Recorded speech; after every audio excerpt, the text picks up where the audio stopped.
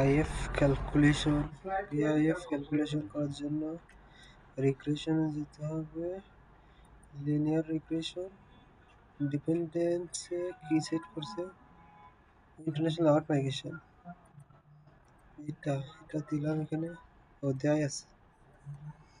আর এইগুলো হচ্ছে সবগুলো কন্ট্রোল এ দিয়ে তারপরে যা লাগবে international in migration, out migration, net migration এগুলো বাদ।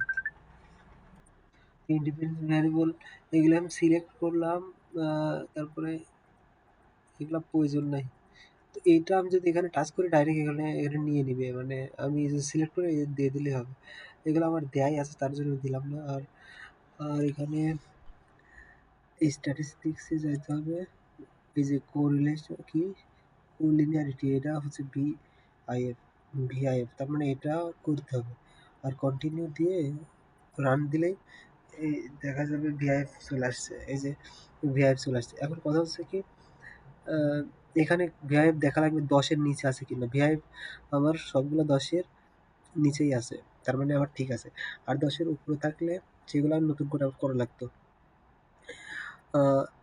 আমি দেখাই, 10-এর যদি নিচে থাকতো, মানে 10-এর যদি উপরে থাকতো তাহলে কি করা লাগতো আমি বলি। মনে করি আমি এই যে এইটা কনস্ট্যান্ট না তো, টিআরএফ মনে করলাম। এই টিআরএফ হচ্ছে টিআরএফ এর ভিআইএফ, টিআরএফ এর ভিআইএফ 10-এর নিচে, মানে 10-এর উপরে, তাহলে আমি আবার নতুন করে অ্যানালাইজ করা লাগতো। তখন সেই জায়গা যেয়ে এই আবার একই কথা, রিগ্রেশন লিনিয়ার, এখন এখান থেকে আমার ওই টিআরএফটা নাই করে দেওয়া লাগতো, তারপরে আবার অ্যানালাইসিস করা লাগতো, তাহলেও আমার ভিআইএফ ঠিক আসতো।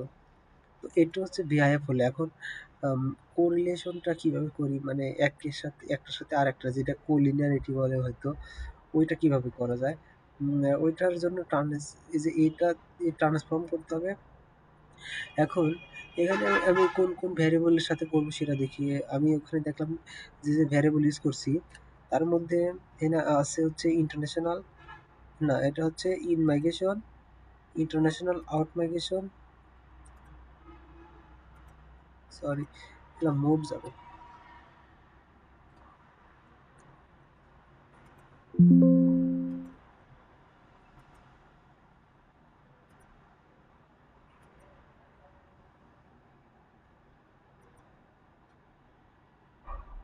তো এটা হলে ভিআইএফ এভাবে ব্যয় করে।